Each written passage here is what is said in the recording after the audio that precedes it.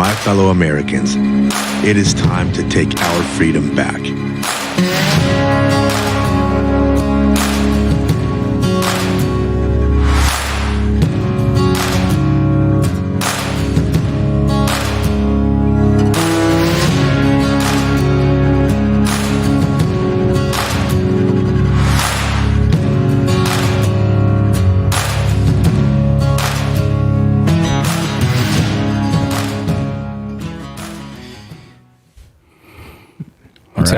Here we are again. Let's do this. Yeah. I think we got something good today, fellas. I'm going to get Darren in, my good friend and mentor. So we've got Darren zoomed in. You got us, Darren? Hi, Darren. How's it going, Darren? Doing good. How are you guys? Good. So I came across something, and it was sent to me on multiple platforms, and it's a nice little story, I think, that gives an illustration. And it was something that I was like, man, that would be a cool one to listen to, is to have Darren on, have you guys, and we'll just unpack this thing a little bit, see where it goes. But I'll read the story first. Some of you may have read it or seen it before. The founder of Dubai, Sheikh Rashid, was asked about the future of his country, and he replied, "My grandfather rode a camel. My father rode a camel. I ride a Mercedes, my son rides a Land Rover, and my grandson is going to ride a Land Rover. But my great-grandson is going to have to ride a camel again. Why is that?" He was asked. And his reply, hard times create strong men. Strong men create easy times. Easy times create weak men. Weak men create difficult times. Many will not understand it, but you have to raise warriors, not parasites. And add to that, to the historical reality that all great empires, the Persians, Trojans, Egyptians, Greeks, and Romans, in later years, the British, all rose and then kind of fell within 240 years. They were not conquered by external enemies. They rotted from within. America is now past that 240-year mark, and the rot is starting to be visible and is accelerating. We are past the Mercedes and Land Rover years. The camels are on the horizon. The greatest generation consisted of 18-year-old kids storming the beaches at Normandy. And now, 2 generations later, some 18-year-old kids want to hide in safe rooms when they hear words that hurt their feelings. They also want free stuff from the government because they think they're entitled to it. The camels are on the horizon for sure. So anyway, a lot said there, because I think it speaks to, you could look at it from, I don't know, a bunch of different angles, but the parenting angle, the times we're in currently, it's 245 years in right now for America. So, is this, I hate the thought that I'm just going to sit back and let it happen. I don't like that idea because I'm looking at my son, my daughter, and the future of the country, and I'm not just, don't want to just submit to it, but so then what's the counter to it? There's recognition. We can read this story and maybe find some truth in it for everyone's varying degrees, but what the heck? What are we going to do? Well, there's so many aspects to the rot that you were talking about, from the education system to what's going on in government, the media. I mean, a lot of it's laid out in the Communist Manifesto as to what they were going to attack, right? The values of our country, family, our religion. So there's a lot of angles there. Yeah. So what comes to mind for you first, Darren? Let's get you in on this. I know you could go all over. Bad for my kids. I think it's always interesting to look at this from, and how do we maintain objectivity from a standpoint of, it begs the question, what can one man do? I may or may not be involved with downfall with this process. I can only control my own internal rot. I can only, help ensure that my own child, teach them how to ride a camel, right? So what's, I think it kind of comes down to, for men in particular, there's this calling to community, to myself, and to my family. And do you I think that begs the question for all of us: how much do I teach? I mean, I can resist, I can fight, I can engage in my community as a whole. How big does that go? Like, are we talking state community, county community, church community, work community, family community? You have these different paradigms where, as we kind of work through these processes, the amount of involvement I have in my world, my life, the amount of influence I have in my world, my life. And you can start big and go small, or start small and go big. One, I start teaching my kid how to ride a camel. But then if I'm going to take a look at myself, then okay, then what did my father teach me? What did my grandfather teach me? And how do I carry that forward too? Am I talking to my good friends? Like, am I talking to Lani? Am I talking to my dad? Am I talking to my brother? Am I talking to other people as well? And then now all of a sudden from there, world, church, county, and government, and how little are we doing it? And I think we have a responsibility to be engaged as much as we possibly can in every way, shape, and form. We have a form of government that is struggling. At this time, it's being challenged, it's really being worked over. So how far do you go? How far do you want to go? How much time and energy do you have? How far up the ladder do you want to go? And you really got to start to dig into your own personal resources, I think, as good men. In my field of work, there's one author, he says, we are all kings by birth. Well, what kind of king are you? Are you just simply a king who serves out his own little serfdom because you answer to another king? Or are you actually a king of kings? And do you actually lead good men? Do you actually stand for what's right? Do you actually fight for what's good? And how far does that go? I think when I read old stories, when I look at things, I think these things, for each one of us, talents and gifts and abilities, part to play. I know for the three of you, and your kingdom has gotten bigger since you took on the role that you each now have in what you're doing for your local community. You've certainly acquired more responsibility, more obligation, more responsibility, more accountability, because you stood up and you decided, I think I need to be more seen, more engaged, more involved than I was before. And you continue to carry that forward as far as it goes. Absolutely. So keep pushing. But I think you got to do it with the same governing honor and integrity that led you to stand up in the first place, which was, it begs a question. If I teach my son to ride a camel, but I'm not willing to teach my neighbor's son how to ride the same camel, then what kind of a man am I? What kind of a neighbor? What kind of a friend? What kind of a king? What am I doing? And I think, to me, I always push on my own internal mechanism first. Like, if I'm going to do it, it has to be done well and it has to be done right. And then how far you go really becomes irrelevant, because you'll carry it through to, where it needs to go. And I know for some of us, some of the three of you in the room, one of you might ever leave that room. Really, that might be it. But for somebody else, it's going to be bigger.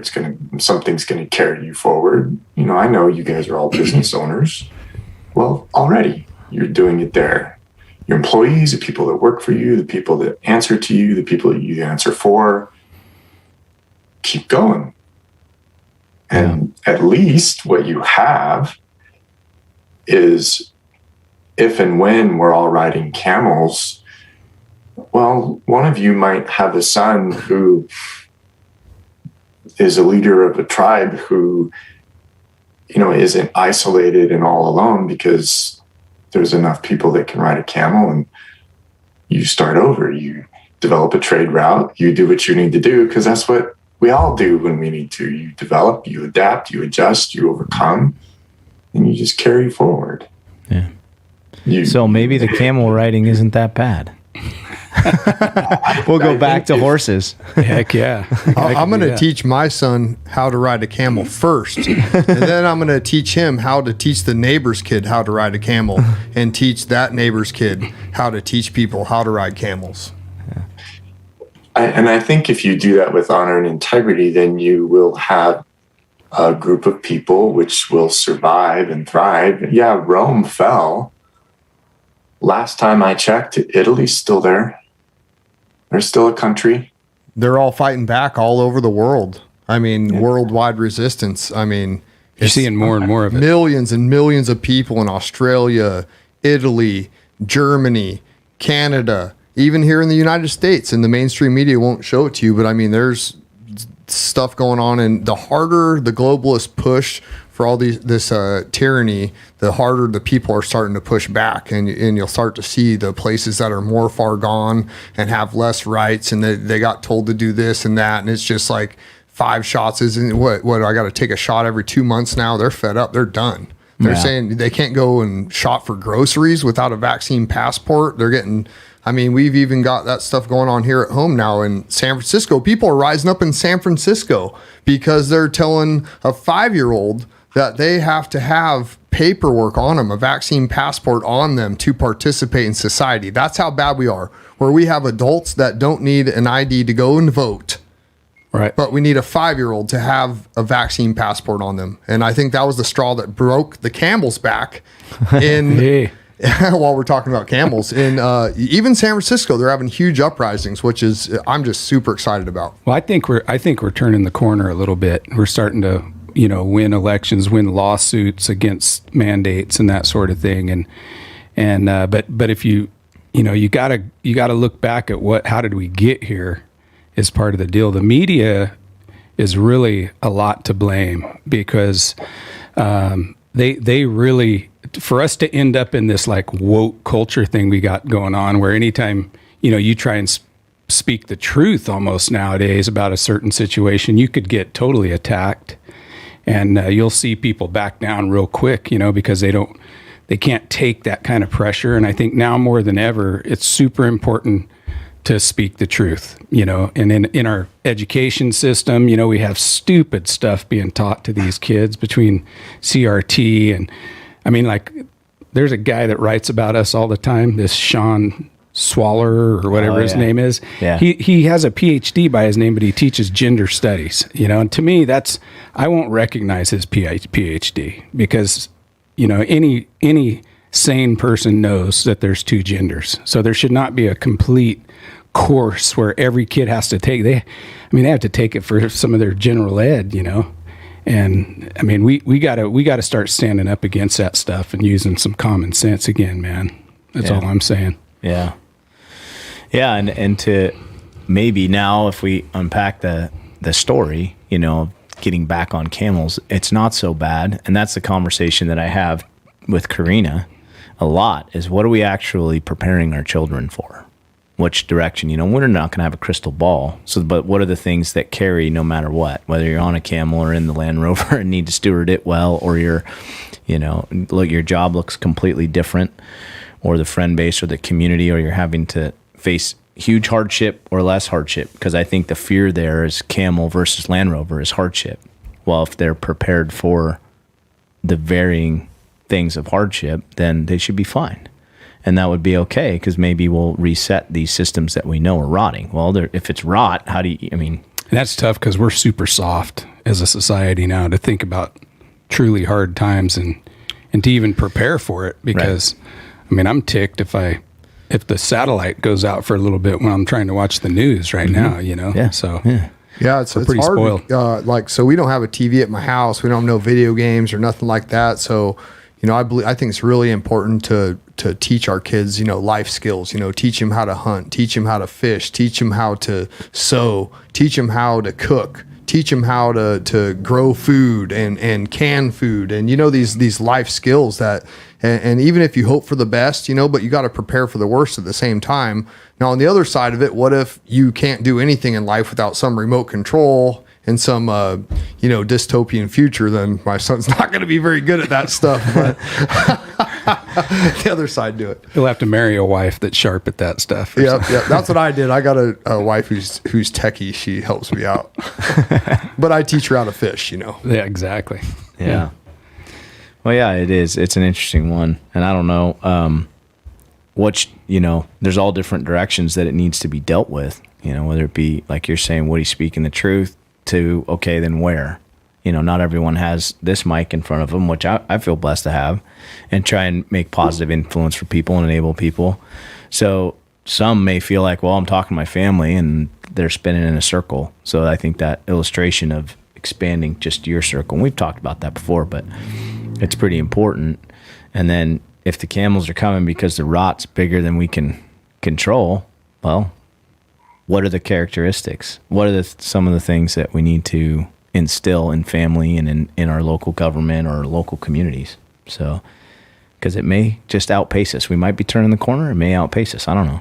I could definitely live without these giant corporations running every facet of our lives, and they're just marching towards totalitarianism, and they've created an inversion of reality where, Woody was talking about, they're just, it doesn't matter what you believe in. They're going to say if it's good, they're going to say it's bad, and it doesn't really matter. But I mean, we keep shopping with these companies, and supporting them. You vote every time you shop, and I don't want to see us go back to camels, but maybe it wouldn't be such a bad thing. I don't want to see Amazon. I mean, look at what Jeff Bezos said the other day. I mean, I don't know if you guys actually saw that article, but he said that a small percentage of the population is going to be living on the earth in the near distant future, and that most people are going to be living out in space on some space station or some foreign planet. And no thanks. And you can actually take like a trip to Earth, because Earth is a precious place, and you'll be privileged to be able to take a trip here and there, maybe a couple in a lifetime, to go see Earth, that you read about in books. But anyways, I don't want to see these types of people, the George Soroses, the Rockefellers, the Rothschilds. Well, and I agree, but I wanted to give our listeners or viewers something they can, okay, so what's an action step? What does that look like in their lives? Like, as we're talking from our seat, our understanding. So what's an action step? What do they want? What's something we can give them that empowers that? Okay, yeah, I either like or dislike the camel thing coming. I know we're at 245 years, so okay, what am I looking at? Systemic rot in some ways, so what do I do? That's what a lot of our listeners and viewers are wondering, and a lot of the people are wondering, and some just want to look away from it. So, and equipping so they can be empowered to march towards it or alongside or whatever they're going to do. So what comes to mind, Darren? Well, I think the beauty for me is we don't have to look. It's not hard to look back 200 years. We know what kind of men and women and people made our nation what it is, because we, claims of bad history notwithstanding, we still know enough about the good stories. And I can go back and look at history and rise and fall of Rome and Greece and everywhere else, and anthologies and mythologies and stories and oracles that are written about, societies, cultures, countries. People always lose their way for typically the same reasons. You're talking about being comfortable, or you're talking about, kind of doing things in a more easy way. We create cities because it's easier to exchange bills and goods. We create networks between those. Someone comes in, takes over, it's just this repeated thing again and again and again. But what I find is go back to yourself. Start with you. If you're going to have integrity, if you're going to have self-discipline, if you're going to have self-control, if you're going to have any kind of sustainable skill set, then go start with those kind of smaller pieces. Yeah, I have conversations with my kids all the time. Like, God forbid, me growing up, we still had a rotary phone. We're so happy when we got, a push button phone. How cool is that? But so to me, I go back to, I know it's plausible, possible, probable, to do these types of things. But if you want to be self-disciplined enough, then really be intentional about going back to the skills I know that I was raised with as a kid about foraging and collecting berries from our property and cutting our own wood and relying on those kinds of things, because when the power went out where we lived, it was days before it came on again. So of course we had, a wood stove that we could cook on and heat water with and those kind of things. Not that we all have to go backwards that far, but be intentional, be deliberate. And I think when I read mythologies, the really cool thing about mythologies that I like to read is it's typically where men lose their way when they lose touch with the earth. If you lose touch with the earth and what it provides, you've got a problem on your hand. If you want to buy it, if you want someone else to get it for you, if you want to engage in other endeavors, then you got to be really clear for yourself. It's not necessarily that I just have someone else pick and gather my food for me. It's I'm losing touch with the idea of tangibly being involved, that my living, my sustenance has to do with what I directly did that puts that kind of food or that kind of experience in my mouth. It's the touch and taste and see experience. And yeah, I don't do that, but yeah, I'm working on having a garden. I'm working on doing all those kinds of things, but I have a profession that I don't have the time to go out and do that. But I certainly go to the farmer's market. I certainly try and create friendships with my neighbors who are growing food. I'm certainly doing those kinds of things because I know the effort and the work that goes into that. If that means you buy only organic, go for it.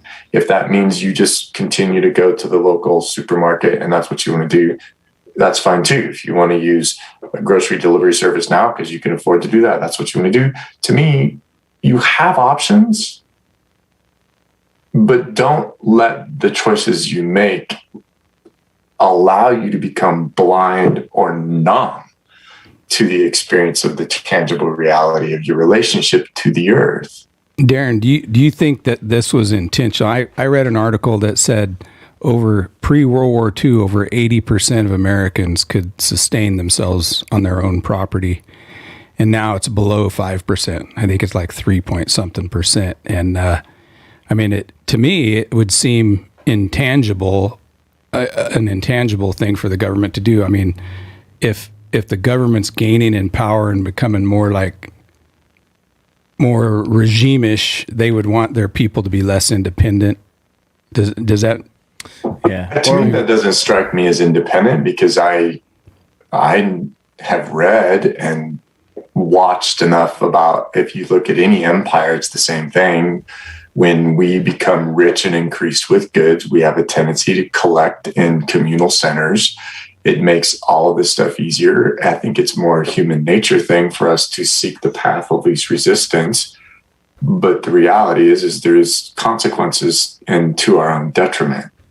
Right. And you look at, the easiest example of this is I don't think it was in the government's best interest to create this amazing city.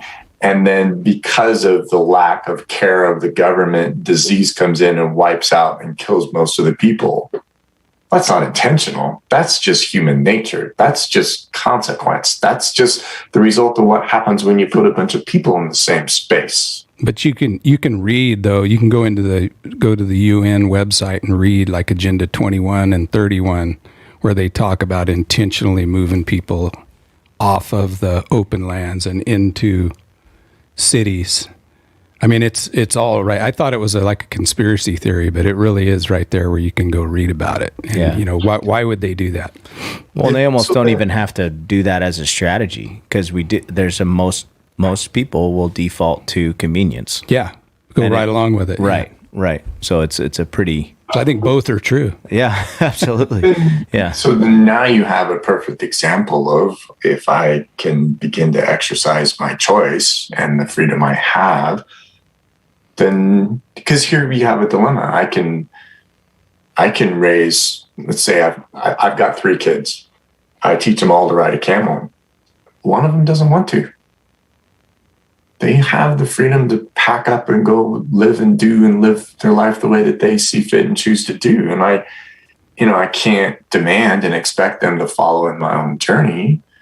But by the same token, teach them. If they want to do it, great. If not, then, in this example you're giving, I might have one kid who wants to stay and live off the land with me. I mean, another kid is like, I'm tired of working this hard. I want to go do something else and try it for myself and see if, it is better on the other side, and say, love you. We'll be here when you come back, hopefully. But you have to engage in those processes where my job isn't to keep my kids. My job actually is to teach my children how to stand and survive on their own. Yeah. And that's the only gift I have. And in the world that we live in, those variables sure as heck have changed.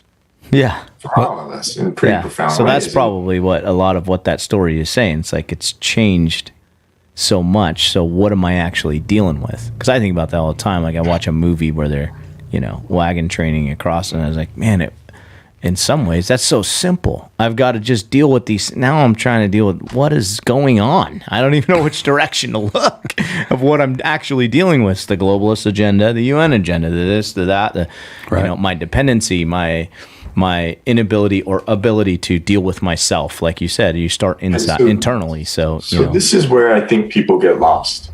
Yeah.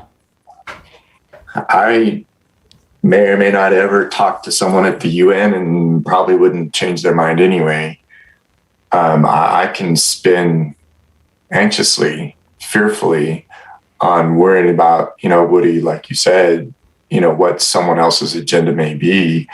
But all I know is they might want me to move to somewhere that they would like me to move, but I'm just going to hang around and wait until they tell me I have to move, and then we'll see what happens then. Because one, they might just leave me alone because we don't need him or want him anyway, and he's getting old and he won't last the winter kind of thing. Or maybe if he's still there 5 years from now, it doesn't really matter, but it'll be what it needs to be. But, you're back down to, I know for me, one way to make that decision a lot easier is if I've created a situation with myself and my own property. And if I don't have a lot of property, then maybe I do the best I can with, learning how to create sustainable small food things on my property. But I created an awesome relationship with my neighbor where I work his land with him. And because then if someone comes knocking on my door and says, you got to go, and I have no reason to leave, well, that's going to be an interesting dilemma for them. Right. Because if I got no reason to leave and I got a community of my own, of like-minded people, then you can't convince me that I'm going to need your community because your community provides for me something that I want or need that I don't already have. Yeah. So why would I need you? Which is what a lot of us are feeling. Like, why? Well, I don't need you in my house right now. No, we got way too much, too much of you in our houses right now. Yeah. Whoever that is. Yeah. So then continue to work on your own paradigm now, as long as I'm doing the best I can to be a good king with the responsibilities that I have. And I recognize I need other people in my community to help support and take care of me. It sounds to me like you've got people who are really starting to take more accountability and more responsibility for their own life. They're starting to be less influenced by outside forces or outside people or outside kind of experiences. And now you're back to this. And this is, Lani and I, we talk about this all the time. The ability to really kind of intrinsically or on your inside, make up your mind about who you're going to be and what you want to do. And you're less influenced by outside forces or external forces where I'm taking on the stress and the anxiety, or I'm taking on what other people think or what other people feel or what other people believe versus what I already think, what I already feel, what I already believe, what I already know is true. And I can listen to my community that I'm close to who will, by the way, tell me the truth, thankfully, because if you're screwing up, they'll tell you, because you're back down to building a good community. It's really important that the person who's helping me sustain a lifestyle if I'm doing something that's interfering or thwarting their lifestyle because we've agreed to live something similar. You got to have accountability, which includes truth telling. Right. Exactly. I have to trust that you're not going to screw this thing up that we both agreed to do together. By the way, marriages kind of work better this way when we agree not to screw with each other too much. and we try and partner up and do this. But and by the way, intrinsic locus of control stuff, the part where I have a say about what is happening to me, I didn't ask for it. I don't want it. But I'm going to determine who I am on the other side of this. I have a say about where this takes me or how it takes me. We're all involved in this process, but yet can you still self-determine? And the answer is you can always self-determine, because I'm going to create a lifestyle that's going to provide and care for me in a way that you can present me something that might be equally, or in your eyes, more appealing, but sucks to be you, because I'm very happy and content with the life I've chosen to create with my friends and family and community around me. And you just hope that it's big enough to sustain and take care of enough of you to really make it work and make it last for a really long time. But it starts with the idea that says, I didn't ask for this. We can identify false advertising. We can evolve false narratives. We can identify twisted realities from all these different groups and all these other different people. But if I'm the one who decides what's real or truthful or right or good for me, then what do I care? I don't need the information you're giving me in order for me to make up my mind about what I think or what I know is right for me. Which is a good construct for people. That's kind of how I roll, because I hear people a lot of times throughout the day talk. I mean, there's a lot of worried people right now, and they get themselves really, really wound up and stuff, and they'll talk about a gun law or whatever it is. And I just say, well, yeah, that doesn't affect me, because I don't, I think that's unconstitutional, and I'm going to live my life how I think is best. Yeah. With not overstepping freedom, where like he's saying you're stepping on someone else's freedom, but right. Liberty is a different thing, right? Yeah. That's freedom with morality, and that's an important part of it. It's good to be aware of stuff, but some people, when you get overworked and anxiety about it, and you're wasting all this energy worrying about something, it's just that you're not getting anything out of that. You got to take that and turn it into something that you can use, some kind of power that it gives you to motivate you to like do something, to make some change. Or you might as well just ignore it, because if you're just freaking out about something and you're looking at focusing on the problem and you're not looking at any of the solutions, then it's just going to eat you up, man, and chew you up and spit you out. And I don't know if any of you guys have been skydiving, but I have a really good way of like not worrying about something until that moment. Even like, say you have some big interview or some big event or whatever it is you're going to do, and maybe you're not somebody that likes to get up and speak in front of people, and you're worried about it. But why are you going to sit there and worry about it for a week? Why not wait until you get up on the dang stage, and then you can deal with it then? And it's just like jumping. I've only skydove one time, but it's like I could have freaked out the whole time. But I didn't. It's like I've flown in planes. I'm not afraid of flying in planes. I'm jumping out of planes. Yeah, I'd say I'm maybe a little scared, but I didn't worry about it until the dang freaking hatch opened up, or whatever you call the deal in the back. And then now you got to jump. And that's when I'm like, but I only dealt with 10 seconds of fear or 5 seconds of fear versus a whole week of fear. And there was a comedian, I don't remember who he was, but he kind of broke it down. Like he was talking about getting pissed about stuff. Like he's like, man, he's like, because like say something, you think someone's going to do something or something's going to happen that's going to piss you off. So you get pissed off before it actually happens. You know what I mean? And then it happens. Then you get pissed off again. Like why get pissed off twice when you can get pissed off once, or you get pissed, or you don't even get pissed off, or you get doesn't pissed, happen. You get pissed off about something that doesn't happen. And then, you got pissed off once when you didn't even have to get pissed at all. But anyways, but I think it links to the confidence piece, like it being tied to your food. Okay, now I don't feel that that's as threatened. At whatever level that is for the individual, I think that's important, because because that's what creates a lot of fear. Oh, I think I'm going to die from this virus. Well, that spins up a bunch of fear. So you have to know your baseline health and be owning that, right? To then properly, hopefully, or with a good, clear mind, navigate how much risk you actually have from that virus, right? Because some people it's adequate, right? They have some pre-existing conditions where they sure as hell better not get it. So they better dig in and research everything and protect themselves as best they can for self-responsibility. But then there's the people that I think that's where us in this room get frustrated. They're running for the same measures and it's inappropriate, but they don't have confidence in their ability to fight the disease or their own physical prowess, thriving ability to take natural remedies, whatever that is. So if you relate it to the virus or to the food, it's taking those responsible steps first and then being able to go, okay, well, yeah, I have neighbors that I have a good relationship with. I don't have to worry about them breaking into my house. Well, now I'm a little worried if I forget to lock the door or something. You know, they're watching out for me. Right. I have that relationship with the business owner across the street. We watch out for each other's stuff. Anything out of place, we're calling each other, we're letting each other know. It's relational based. So that creates a different security or confidence or I can reasonably put that fear aside without just ignoring of it.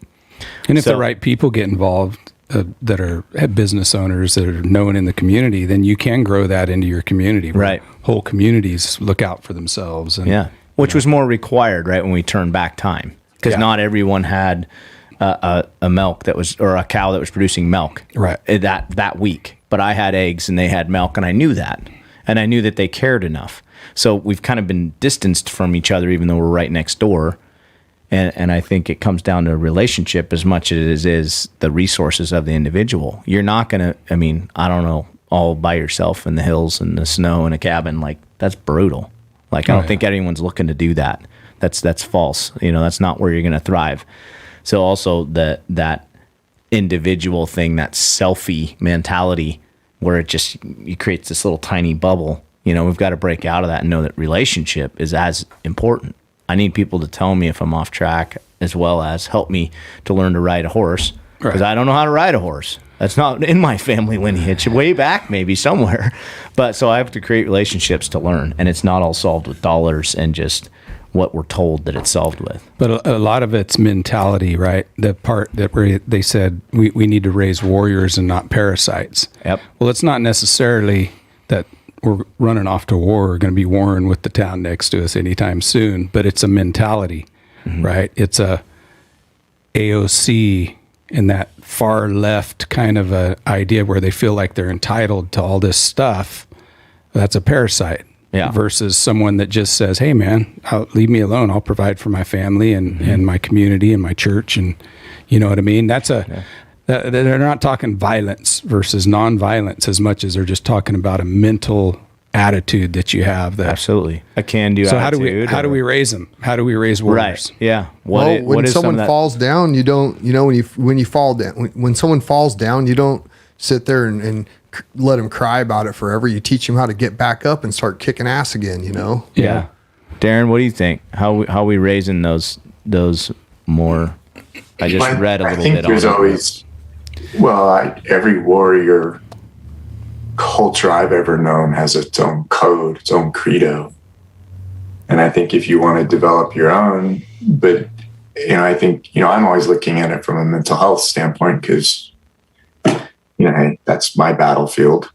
Mm-hmm. But if you look at it from the perspective of raising people who have the confidence and the wherewithal and the adjustability and the flexibility to tolerate tremendous amount of life's going to kick your butt. Like, that's just the way it is. Learning how to deal with adversity, learning how to overcome suffering, learning how to learn. Yeah. Being willing to make mistakes, learn how to grow. You're talking about a resilient individual. Right. And you don't need to carry a gun and go to war to do that. You don't need to have a credo to do that. It's just, you pick yourself up. Right. But you got to believe that getting up off the floor, because the floor is a bad place to be and nobody likes to be down, but walking on my own 2 feet is better than crawling. Crawling's better than lying still, and lying still's better than dead. So, okay, keep going. but you can be really clear from the standpoint of really starting to understand, a warrior mentality or a warrior spirit. I love to break it down in different areas: spiritually, emotionally, physically, intellectually, parentally, socially. Well, financially, it could mean going to farmers market to sustain these guys because I'm going to need them to keep their farm going maybe a little bit later. Socially, that would mean, do I have anything to barter? Probably not. But, I got my good hands and I can put some blisters on these things every once in a while if that's what I got to do. But socially, creating those networks, physically, health-wise, we're not reinventing the wheel, and we don't have to do it for ourselves. Because I know somebody next door grows mint tea or mint leaves, and I can start by drinking tea instead of other things. And I can do, these are small, tiny choices that over time build up into a lifestyle or into a world that you create in time, hopefully not under sheer duress. Like, we're not jumping out of the back of a plane right now, having to rely on a parachute, which is nice. But I like the idea that you're presenting why are we borrowing trouble from the future? Why that is anxiety. There's one author who talks a lot about anxiety only exists between your two ears. Your inability to cope and deal with the world is really more about what's going on in your head than any really functional capability about what you're doing in the real world. It's not accurate. Right. It's perceived. I'm taught that I'm supposed to be afraid of this, so I must be afraid of it, even though maybe I'm not really. But, well, then that's weird. Why don't I think that way? And if I don't think that way, then there must be something wrong with me, and you're off into the races. Like, there it is. So you have to at least take time to reflect on these components. To me, reflect, I slow down. Like, what are you doing? Right. I try and do the slow down kind of method of, hey, if I can throw a baseball, I can swing an axe. Okay.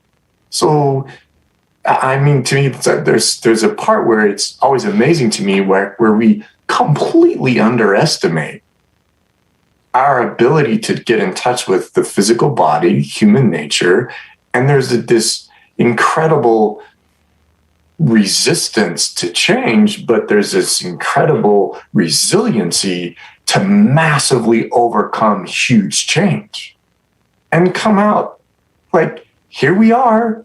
Right. Yeah, 240 years for the rot to appear, but I think we've been doing pretty good for 240 years. For being such a young country to accomplish what we've done in such a short amount of time. You're talking, I mean, come on. You take 1,000 years ago, what they did in 3 generations is nothing compared to the difference between my great grandfather, who came across the Dakotas in a wagon, by the way, and my grandfather, my father, and now me. Yeah, pretty comfortable life. Soft? Oh, more than my grandfather for sure. The guy was a union buster. Short little man. Not a nice man. Yeah, that's not me. So yeah, I'm soft. And I know for a fact if he saw me, he would accuse me of being this Dubai sheik's great-grandson who's as soft as he could possibly be. Even though I thought it was horrific, the fact that, my dad would tell me when I'm 11 and 12 years old, why he's a builder. He's like, why would I pay for a backhoe when I've got you? Yeah. That's what my dad said too. So, there's this generational piece, and I think, be careful. We're not reinventing the wheel here. Right. We've learned tremendous things in our own lifetime. It's not a massive stretch to reach out to our children and to our neighbors and get in touch with their journey as well and understand we've all experienced hardship. We've all experienced difficulties. Some of it may have nothing to do with pulling something out of the soil, but we failed at businesses. We failed at marriages. We failed in relationships. We failed financially. We picked ourselves. We've all learned through hardship. Well, the hardship we are seeing right now is a little different, a little unique, a little more global, a little more nation building, impactful kind of an idea. And we have reason to be worried and reason to be afraid, because the culture that we all grew up in, we were allowed to do so much in such a short amount of time, because we actually didn't have to worry about the neighboring fiefdom or the neighboring king coming stealing everything that I had just built and done. So with a relative ease, we've grown and been enriched and increased with goods, but that doesn't negate the reality that we've each struggled in our own way. We've all gone through hardship. So it's not like I got to search for meaning here. Remember, tell your own story. Recognize what you've done and how far you've come, and try and translate that into, how can I make that more tangible now? How can I sow seeds of, encouragement and courage and doubt, and start to move myself forward? Because I've gone through hardship, and hopefully things are easier for me now, but that doesn't mean that I can't go through hard. I don't want to. Trust me, I don't want to, but I could. Right. Okay, then it's not like I go reinvent the wheel. It's not like I got to start over. And it's not like if I'm slow down and be careful enough, I'm not going to recognize and be in touch with really my own journey and my own struggles along the way. And here's the beauty of this. What that does mean is that my own son isn't 5 generations removed from struggle and hardship. He's right next to me. Yeah. And if I'm paying any kind of close attention, I've heard my father talk. I've heard the stories he's told. So I know he's now 2 generations removed, but he's still in touch with 2 generations who have actually learned a hell of a lot of life and how to do things the easy way, the hard way, the comfortable way, or the better way. Well, then what got me through, what got my dad through, is going to be the same values that get my son through. And here's how this goes. You all have taught your children how to ride a bike. Well, you're going to teach them how to ride a camel. Well, if they fall off the bike, you're going to tell them the same thing on the camel. Get back up. Keep going. This is how you learn. Pay attention. What did you do to piss the camel off? And learn and figure it out. And to me, I think we've all learned how to learn. I think we've all been forced to engage in the world where we learn as we go. And we also get put in situations where I guess I'm going to learn what I need to do after I jump out of the plane. And hopefully I've prepped myself enough to, not completely lose my mind. And here we go. And I think there's a beauty, and the analogy of the guy jumping out of the plane is really cool, because the guy jumping out of the plane with you has done it a hell of a lot more than you ever will. And you can trust and rely on him, and that's what you paid him for. Yeah, but who packed the chute? No, I'm just joking. That was just a joke. That's good. I think, but that's the analogy. If you slow down and create a community close enough to you, suddenly this isn't overwhelming. Yeah. And I've got people that are as equally grounded, some of them literally in the earth more than I am. And I don't need to do this on my own, and I don't need to reinvent the wheel. And we're stronger together than we are individually and on our own. But what do you bring to the table? What do you have to offer? And I think we're right back to being in touch with, you wake up in the morning and you're really clear. Do I have something to offer? And what am I going to do? And how, if I find out I have something more to offer today than I did yesterday, if I'm a man of honor and integrity and truthfulness, and I'm a man of integrity, and I'm trying to be a good king, then I'm going to walk into my community and I'm going to say, hey, I think I have something to offer that's going to be better for all of us than it was yesterday. And how about it? And what do we do? And where do we go from here? Yeah, that's a good point. Live within your own strengths. Yeah. And I That's why I got Lani in my life. I don't need to do this the way I used to when I was 30 years younger. That's his job. Well, I think that all we can do is the best that we can, and that's it, you know. And you know, I've had, when I was younger, people give me crap. I'd be like, "Man, this is the best day of my life," and they go, "Well, you said that last week," and I'm like, I have a better day this week than I did, and you could have a better day. You could always do better. You could be a better person this week than you were last week, but the thing is, you can't go past that. You can only do the best that you can, and that's it. And as long as you're trying your best and doing what you can, you know, then that's it. You can't be hard on yourself if you're trying your best, you know. And I wanted to circle back to where we were talking. You were talking, Darren, about where do we start? Do we start, you know, with our families? Do we start with our community? Do we start with the state? Do we start, you know, and you know, I think you got to start with yourself first. And, you know, if you're like a healer, if you're like, say you do energy work or chiropractic, or it doesn't matter, you know, you have to be overflowing. Your cup has to be overflowing to be able to help somebody. As a therapist, if you're suffering, you know, and you're going through all this anxiety and depression and who knows what, and you're trying to help somebody else, that's not going to work out the greatest for the person you're trying to help if you're not doing the work that you need to on yourself, you know. So I think first, individually, you have to work on yourself, and then after that you take care of your family, and then after that you take care of your family and your community, and then you move outwards from that, in my personal opinion. And that's all that I've got. It's the only way it works. One of my good mentors was very clear. It would really suck if, as a therapist, I'm the lowest functioning person in the room. They were the therapist? No. Yeah.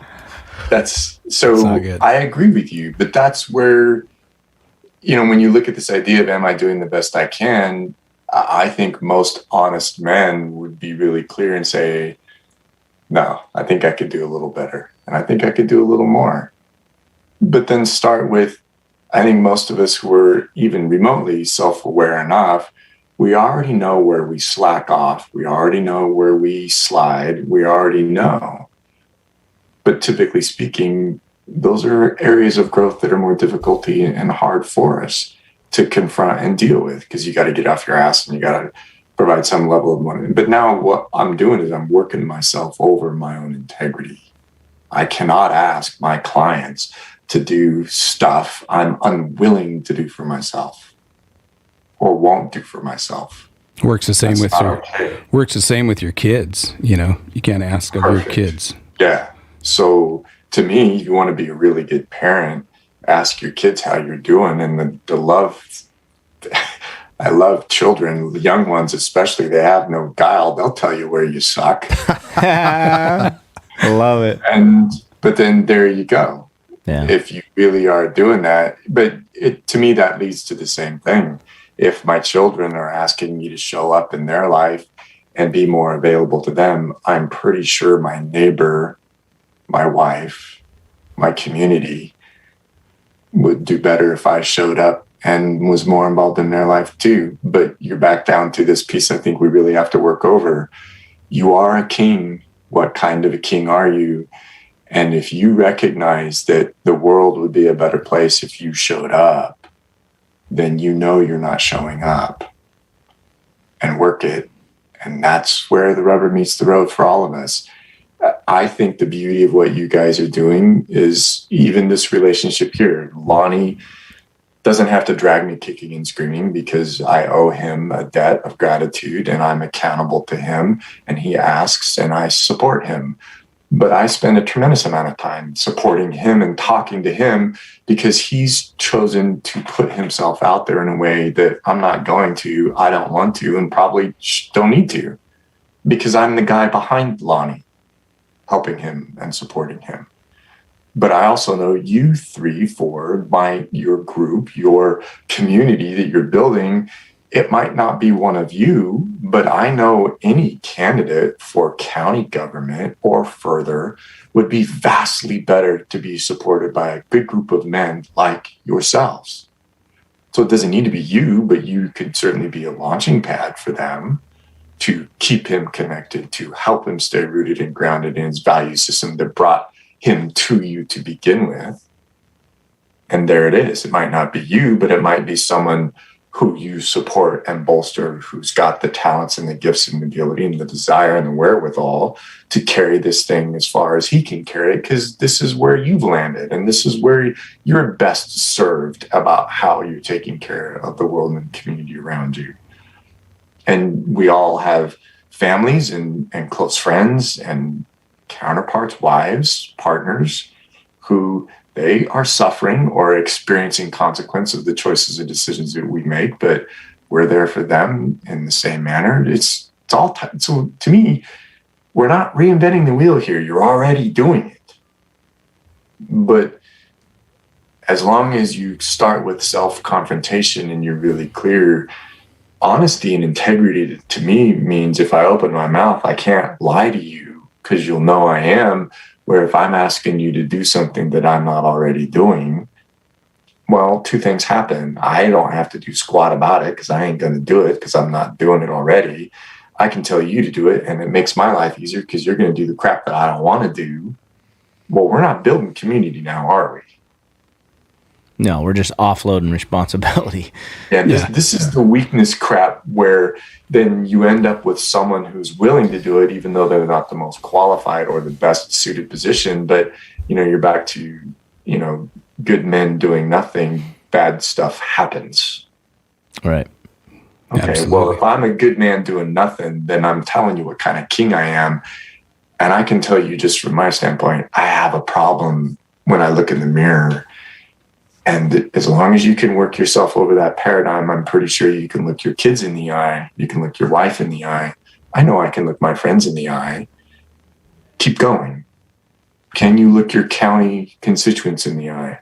Can you look your state and governmental people in the eye and know that can you do that? Right. And if you can't, then what the hell are you doing?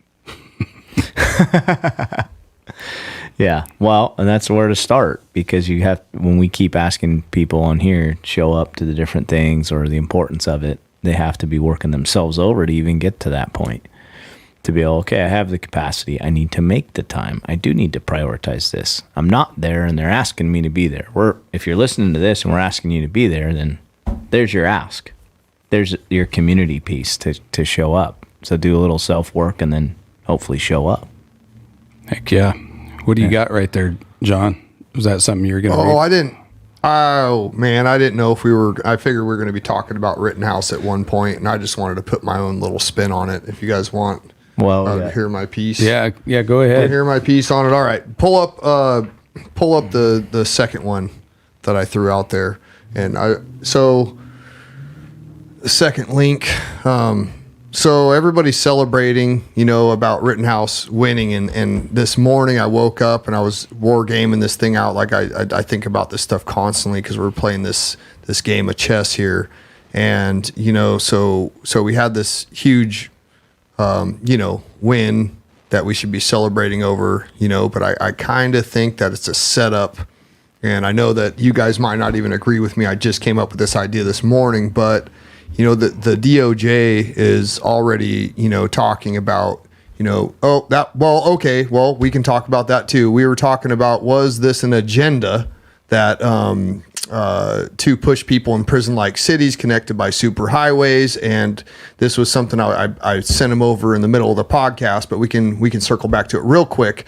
This is the United Nations Agenda 21 map, simulated reserve and corridor system to protect biodiversity.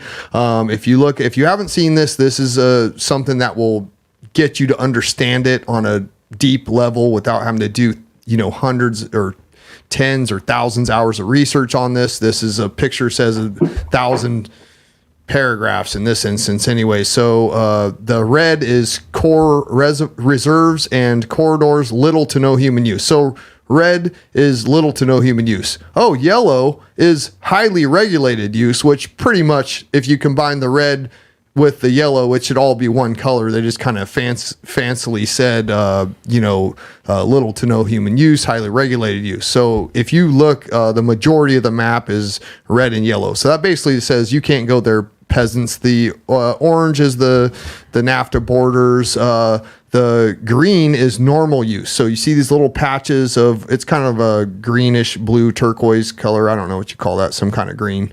And that's where people can be. And you can see how the globalists, this is United Nations Agenda 21. So if you're wondering if there's an agenda to put you in prison-like cities, this goes all the way back to 1987. But anyways, yeah, there you go. All right, go to the other emails I sent Eli, and we can move on to the Rittenhouse stuff, and I'll put my spin on that real quick. I just wanted to get it on record because I think I'm on to something here. It was the previous email. So the DOJ is already talking about, they're kind of hinting around. Nadler was out there saying, hey, the DOJ should press charges.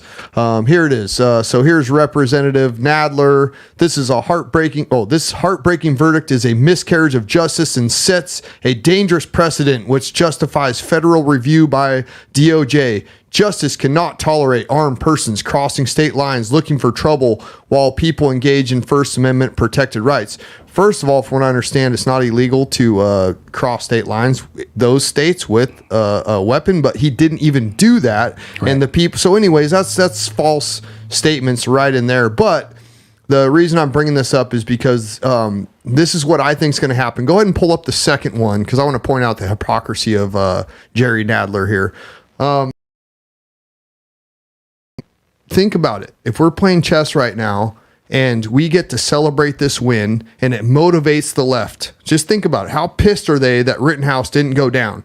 Okay. And we're sitting here celebrating. They're motivated. They're pumped. They're going to be rioting. It motivates their base. Now, what happens when the DOJ comes in and indicts Rittenhouse? Think about how bad that's going to piss us off. All I'm saying is I think that's what we're going to see. Call me crazy, but I wanted to get it on record.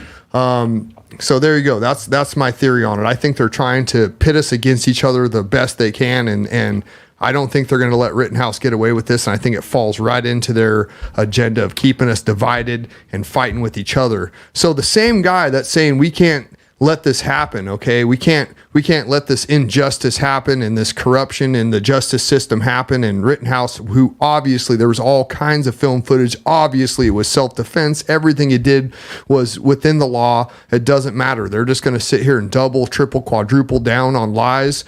So back in January 20th, 2001, Bill Clinton commuted the sentences of a pair of radical leftists. Okay. So, he basically, he petitioned the Clintons to, pardon the terrorist Susan Rosenberg, who planted a bomb outside the U.S. Senate chamber in 1983 to assassinate Republican senators. Okay, all the senators were in there, and she planted a bomb, and it blew that area up. And luckily, 10 minutes before the bomb went off, they got a tip that the bomb was going to go off. She tried to blow up all of the Republican senators, okay? And Nadler petitioned to have her pardoned. And now I'm just saying, the same guy that says, oh, she's not a bad person, let her go, is trying to say that this kid who was a patriot who tried to defend his community and stand up for what was right is that's injustice. I just wanted to point that out. Well, I just to go back to the piece where I know we're out of time, but to go back to the part where we were talking about raising warriors versus parasites, Kyle Rittenhouse, whether you like him or not, is a warrior. I mean, he's a kid that was volunteering his community in different levels from being a lifeguard, being part of the fire reserve, what is that called, that youth the explorers, police explorers, and then when he saw trouble he went there. He went there, and that's an American way and a warrior way to carry yourself, and I have no doubt, and listening and watching the trial, he didn't go there thinking, man, I hope I get to shoot somebody tonight. He went there thinking, man, I'm going to keep this business from getting burnt down. That was his mission. And he took a med kit just in case anybody got hurt. He was going to be willing to do it. So he even treated people who were BLM or Antifa, one or the other or both. He did treat people. He said on Tucker Carlson that he was pro BLM protest, Well, if you're pro First Amendment, Exactly. then you're going to support anybody else's First Amendment. You know? Exactly. And that's where we need to be. They've got us divided and fighting with each other, where we should be supporting, different points of view. And whether you agree with it or not, you have to. But hey, it's our First Amendment right to be able to say you're wrong also. Yeah. So even though I support someone's First Amendment right, doesn't mean that I have to agree with them. And they need to be willing to listen to what I have to say also. Yep. Yeah. Exactly. Yeah. Well, an interesting little side note on Rosenberg, the bomber. That's one of the founders of BLM. And Yeah, she goes by different aliases. And once she was released by Clinton, went and lived in Cuba a little bit, and her other partners. She was actually, I couldn't believe that was on their website. One day I was doing research, and I'm going, well, who's the staff? Who's the founders? And I'm reading their mission and everything. And it was, man, yeah, people are accurate when they say it's not about Black lives. This gal's been in, and that. Oh yeah, Wet Weather Underground. Yeah, it's just crazy. So anyway, that was a side note, but Right. well, I want to say thank you, Darren. I appreciate your insight always and jumping on here. And if it was your duty just for me, man, I'm extra honored. Heck yeah. We appreciate you, Darren. Thank you so much for coming in and giving us some insight. You elevate the average IQ in the room. Quite Yeah, it's nice to have a little be drug up a little bit, That's right. But yeah, and I think Give me a chance to talk. Yeah, no, it was great. And I think maybe we'll do another one. We'll try and get some more Q&A. We'd open that up a little bit better. We were diving in there, but yeah. Courage, guys. Take care of yourselves. All right. Thanks. You Thanks. too. Have a great day. Thank you all for watching the Patriot State of Mind podcast. Thanks, everybody.